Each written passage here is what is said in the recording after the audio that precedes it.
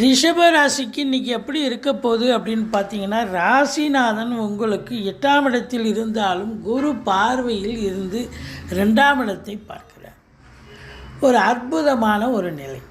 உங்களை பொறுத்தவரையிலையும் 2க்குடைய புதனும் 8ஆம் இடத்தில் அமர்ந்து குரு பார்வையில் தான் இருக்கார். 2ஆம் வீட்டை குரு பார்வை பெற்று 2ஆம் வீட்டை பார்க்கிறார்.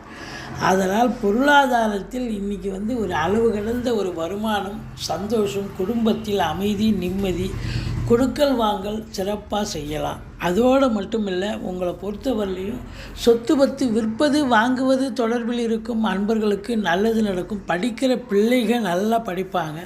பூர்வீகத்திலிருந்து ஏதாவது பிரச்சனைகள் வரக்கூடும்.